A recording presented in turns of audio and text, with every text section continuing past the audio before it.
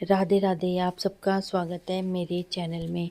आज मैं आप सबको कामाख्या माता के बारे में, कामाख्या मंदिर के बारे में बताऊंगी और माता रानी के दर्शन करके बहुत ही ज़्यादा आनंद प्राप्त होता है।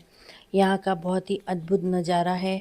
आप देख सकते हैं कि इस समय धूप है और मौसम भी इतना अच्छा नहीं है।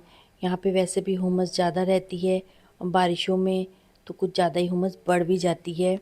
और माता रानी का जो मंदिर है वो इतना पुराना है कि उसके बारे में बताना भी मुश्किल है। और आप देख सकते हैं यहाँ पे बकरे आपको दिखाई दे रहे होंगे, कबूतर दिखाई दे रहे हैं। तो इस तरीके से यहाँ पे बलि का जो प्रधान है, बलि दी जाती है। ये प्राचीन मंदिर है और यहाँ पे आज भी बलि देने की परंपरा है, प्रथा है। बलि देने से ये बोला जाता है कि आप इसको मुक्ति प्रदान कर रहे हैं।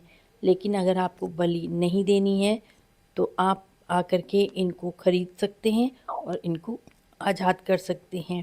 मंदिर के दर्शन करने के लिए सामान्य लाइन से अगर आप जाएंगे तो आपको 10 से 12 घंटे लग सकते हैं। और अगर आप वीआईपी दर्शन के लिए जाएंगे, रजिस्ट्रेशन करा के जाएंगे ऑनलाइन, तो 501 की टिकट है और आपको 2 से 3 घंटे में दर्शन हो जाएंगे। ये मंदिर का पिछला हिस्सा है जहाँ बैठ के लोग पूजा करते हैं।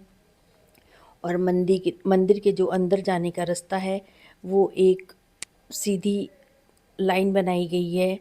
और ये बाहर बैठने का पूरा सीढ़ियाँ खूब ऊंची बनाई हुई हैं, ये बैठने का है कि जो अंदर आप पूजा नहीं कर पाए हैं, आप बाहर बैठ के यहाँ मंदिर के सामने बैठ के आप अपनी पूजा कर सकते हैं।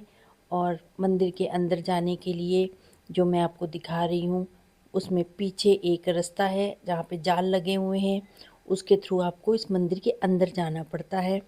और एक गुफ़ा है जहाँ पे बिल्कुल भी कोई लाइट नहीं होती है, सिर्फ दिए की रोशनी रहती है और वहीं पे माता रानी उपस्थित हैं। और प्राचीन कथा के अनुसार जब सती माता ने शिव जी का नहीं सुना था, वो मना कर रहे थे, फिर भी वो अपने पिता प्रजापति से मिलने गई, अपनी बहनों से मिलने गई। वहाँ जाके जब उन्होंने देखा कि उनके पति को वहाँ बुलाया ही नहीं गया है, बाकी सब लड़कियाँ और दामाद आए हुए हैं, तो वो क्रोधित हो गई। तब उनकी समझ में आया कि जो प्रभु बोल रहे थे वो सच था, उनको यहाँ नहीं आना चाहिए था। परंतु प्रभु को आभास हो गया था, वो रोक नहीं सकते थे, ये होना ही होना था, विधि का विधान था। और माता रानी जब सती माता को बहुत गुस्सा आई तो उन्होंने वहीं पे जो हवन कुंड था उसमें ही अपने शरीर को त्याग दिया।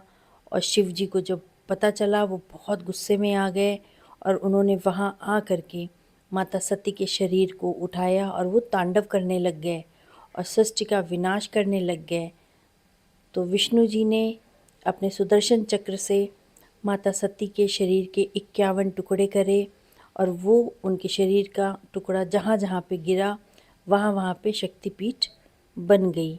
और 51 शक्तिपीठों में जो सबसे ज़्यादा शक्तिशाली पीठ है वो कामाख्या माता मंदिर का है, क्योंकि यहाँ पे माता का योनि भाग गिरा था और जहाँ से सृष्टि का, इस ब्रह्मांड का उत्पत्ति हुई है, वो सबसे ज़्यादा ये शक्तिपीठ है, ये शक्तिशाली पीठ है सबसे ज़्यादा। और यहाँ पे अम्बुबाची मेला जो लगता है 22 जून से शुरू हुआ था और 26 जून को ख़त्म हुआ था।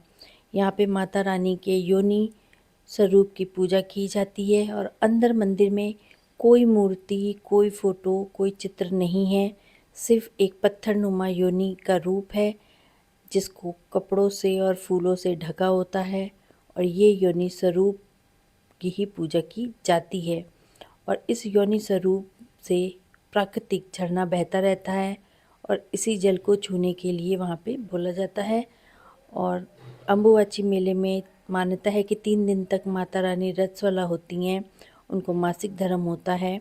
22 जून को पटबंध किए जाते हैं, 23, 24, 25 3 दिन के लिए वहाँ पे सफ़ेद रंग के कपड़े को लगा दिया जाता है।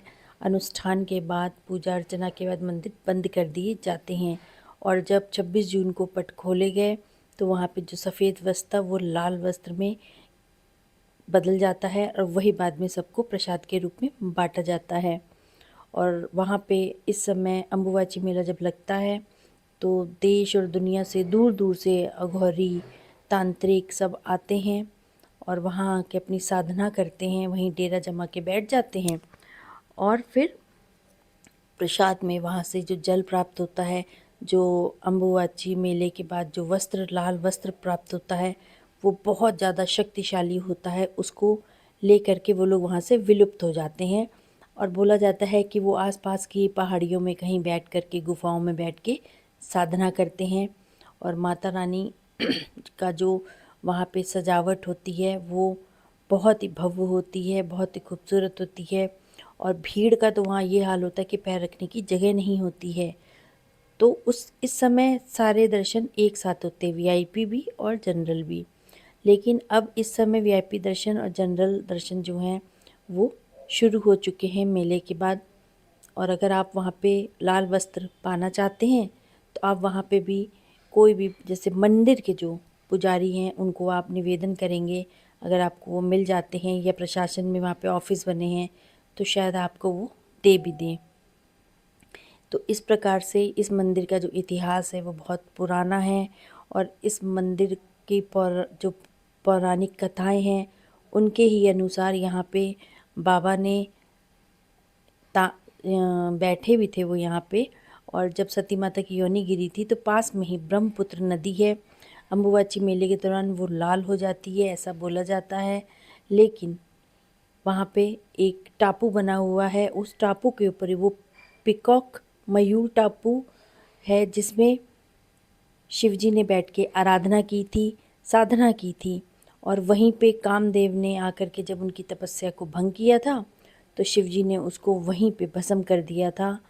और ऐसा बोला जाता है फिर वहाँ पे कामदेव ने साधना करी थी तो उसको वहाँ पे शक्ति प्राप्त हुई थी। और वो टापू बहुत ही ज़्यादा खूबसूरत है। मैं उसका वीडियो भी आपके लिए बनाऊंगी, मैंने पिछले वीडियो में भी बनाए हुए हैं। उस टापू में जाके बहुत ही आनंद प्राप्त होता है।